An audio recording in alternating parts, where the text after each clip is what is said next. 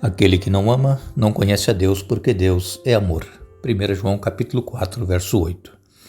Novamente nos encontramos e agradecemos a Deus por Ele nos conceder este dia, nos conceder estes momentos. Agradecemos a todos vocês que estudam conosco a Bíblia cada dia, que compartilham esses estudos com outras pessoas, a todos que são inscritos no canal Hora Tranquila no YouTube, que clicam um dedinho de joinha, e também a todos vocês que nos escrevem dizendo de onde estão acompanhando. Queremos aqui mandar um alô especial para Adailde Santana, o filho dela, o Igor, está aniversariando e que ele possa aceitar a Jesus. Um alô especial para Creuza Prudêncio de Baixo Guandu, no Espírito Santo. Dora Silva, de Divisa Alegre, pede orações pelos filhos, pelas noras, pelo genro, para que possa aceitar a Jesus. Janiere Silva, ela parabenizando o filho Reginaldo, completando mais um ano de vida. Maria Márcia e Euríclides de Feira de Santana, na Bahia, pedindo orações por todas as situações em que passam. Terezinha Passos, é de São Paulo, na capital. Também um alô especial para Ednair Braga. Francineide Fonseca, de São Luís, no Maranhão, pede orações pela família. E todos os demais que nos escrevem, nos agradecemos e iremos sempre mandar alô para vocês. Iremos orar. Eterno Deus e Pai que estás nos céus, a Ti a nossa gratidão pela vida, por estes momentos que temos para estudarmos a Tua Palavra. Que Teu Espírito Santo fale ao nosso coração, abra nossa mente para entendermos e aceitarmos e colocarmos em prática em nossa vida. Queres abençoar o Igor, que está aniversariando, que ele seja tocado pelo Teu Espírito Santo e aceite a Jesus em sua vida. Queres abençoar também o Reginaldo, que está aniversariando. Abençoes Creuza Prudêncio, Dora Silva e também especialmente os filhos, noras e genro, que aceite a Jesus. Abençoe Adailde Santana, Janiere Silva, Maria Márcia e Euríclides, tem tantos problemas e necessidades, Pai, atue na vida deles, dê vitórias. Terezinha Passos, também por ela e família, Ednair Braga e ainda Francineide Fonseca, também pedindo por sua família, para que tu dês vitórias nas lutas que enfrentam. Nós pedimos essas bênçãos e as agradecemos em nome de Jesus. Amém. Estamos, esta semana, procurando entender essa pergunta que Deus fez: o que mais eu poderia ter feito? Deus fez tudo para nos salvar. Ele nos criou à sua imagem, à sua semelhança. O desejo dele era que nós, seres humanos, especialmente Adão e Eva, lá no Jardim do Éden, não caíssem em pecado, mas Deus já tinha um plano se Adão e Eva pecassem, para que o ser humano pudesse ser resgatado. E então, Deus precisou colocar em prática o seu plano que já estava estabelecido antes da fundação do mundo. Já havia sido decidido que, se o ser humano viesse a pecar, Jesus viria para morrer em lugar do ser humano, pagando o preço do pecado. E então, quando Jesus veio aqui, ele foi rejeitado pelo povo que ele havia escolhido. Nós estudamos sobre isso essa semana, falando sobre a vinha, que o meu amado plantou, esperava que desse uvas boas, deu uvas amargas, uvas podres.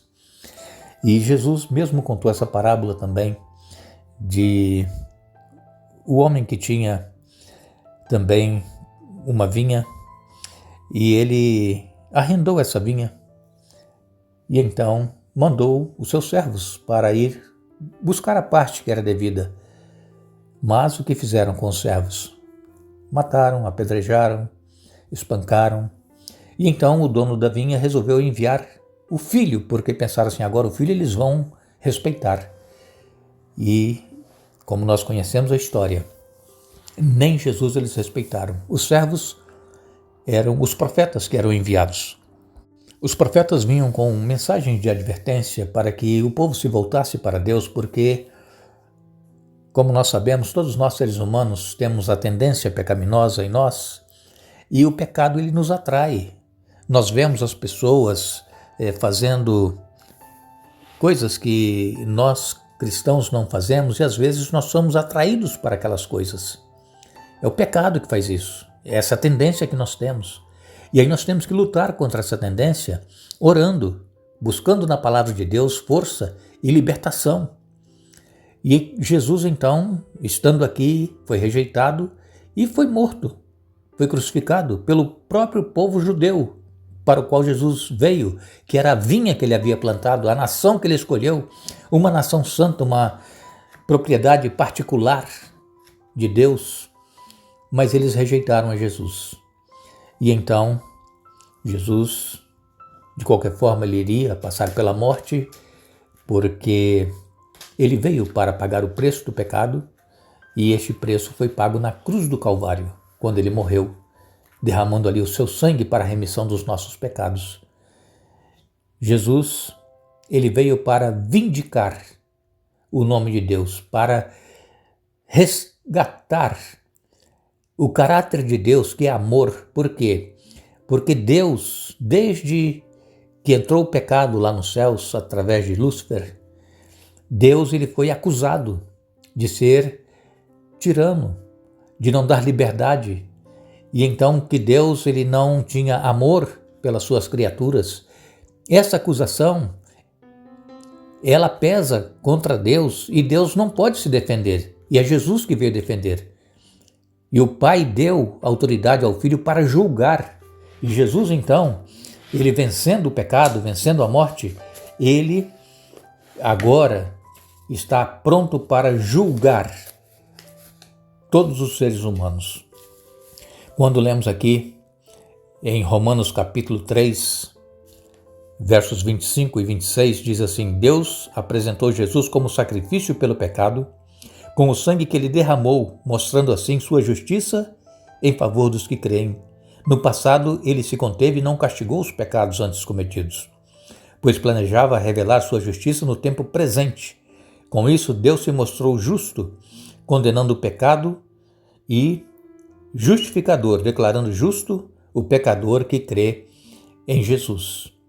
Aqui então, Jesus ele veio porque Deus o enviou para que através do sacrifício dele, do sangue derramado, a justiça fosse feita. O pecado foi pago. Satanás ele agora não pode acusar Deus de ser injusto e de ter perdoado Adão e Eva quando eles pecaram, porque Satanás também queria receber o perdão e voltar para os céus. Mas Deus ele não pode. Por quê? Porque ele disse, se vocês comerem, vocês vão morrer. E eles então estavam condenados à morte. E todos nós, seres humanos que nascemos depois da entrada do pecado, já nascemos com essa tendência pecaminosa. É por isso que nós precisamos reconhecer que somos pecadores e que necessitamos desse sacrifício de Jesus em nossa vida. Aqui em Romanos capítulo 5 e no verso 8, o apóstolo Paulo também ele escreve: Mas Deus nos prova seu grande amor ao enviar Cristo para morrer por nós quando ainda éramos pecadores. Este é o grande amor de Deus por cada ser humano. Jesus veio para morrer em nosso lugar, sendo que nós não merecíamos. Ainda em Romanos capítulo 3, versos de 1 a 4, aqui Paulo vem dizendo: Então qual é a vantagem de ser judeu? A circuncisão tem algum valor? Sim, há muitos benefícios. Em primeiro lugar, aos judeus foi confiada toda a revelação de Deus. É verdade que alguns deles foram infiéis, mas isso significa que Deus será infiel? De maneira nenhuma. Ainda que todos sejam mentirosos, Deus é verdadeiro e as Escrituras dizem a seu respeito: será provado que tens razão no que dizes e ganharás tua causa no juízo. Então Deus, ele é fiel. Nós somos infiéis, mas Deus ele é fiel. Deus ele é justo. E Jesus veio para nos justificar com a sua justiça, porque ele venceu, ele não pecou. Ontem e anteontem nós falamos aqui a respeito do cântico do meu amado, em Isaías 5, especialmente eu vou ler para vocês os versos 3 e 4, diz assim: Agora, habitantes de Jerusalém e Judá, julguem entre mim e meu vinhedo. O que mais poderia ter feito por meu vinhedo, que já não fiz? Porque quando esperava uvas doces, ele produziu uvas amargas. Agora, lhes digo, o que farei com meu vinhedo? Removerei suas cercas e deixarei que seja destruído. Derrubarei seus muros e deixarei que seja pisoteado. Sim, e o povo judeu escolheu rejeitar. Deus esperava que eles fossem produzir uvas boas, dar bom testemunho, serem fiéis a Deus, mas eles não cumpriram com o propósito para o qual Deus os havia escolhido. E então Deus os abandonou à sua própria sorte e deixou que eles sejam destruídos. Mas, ainda lendo na palavra de Deus, em Apocalipse, no capítulo 15 e no verso 3, o apóstolo João, ele escreveu: E entoavam o cântico de Moisés, servo de Deus, e o cântico do Cordeiro. Grandes e maravilhosas são as tuas obras, ó Senhor Deus Todo-Poderoso. Justos e verdadeiros são os teus caminhos, ó Rei das nações. Este cântico vai ser entoado por aqueles que vencerem as lutas e as provações dessa vida e que estarão lá junto ao mar de vidro, ali exaltando o nome do nosso Deus, porque Ele é justo, porque Ele é verdadeiro e porque maravilhosas são as obras deste Deus Todo-Poderoso, o Rei das Nações. E também em Apocalipse 19, a partir do verso 1, diz aqui: Depois disso, ouvi algo semelhante ao som de uma grande multidão clamando: Aleluia! Salvação, glória e poder pertencem a nosso Deus. Seus julgamentos são verdadeiros e justos. Ele castigou a grande prostituta que corrompia a terra com sua imoralidade e vingou o assassinato de seus servos. E mais uma vez as vozes ressoaram: Aleluia! A fumaça dessa cidade sobe para todo sempre. Então os 24 anciãos e os 4 seres vivos se prostraram e adoraram a Deus que estava sentado no trono e disseram: Amém, Aleluia.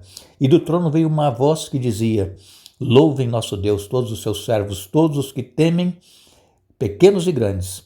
E em seguida ouvi outra vez algo semelhante ao som do clamor de uma grande multidão, como o som de fortes ondas do mar, como o som de violentos trovões. Aleluia, porque o Senhor nosso Deus, o Todo-Poderoso, reina. Aleluia. Louvado seja Deus.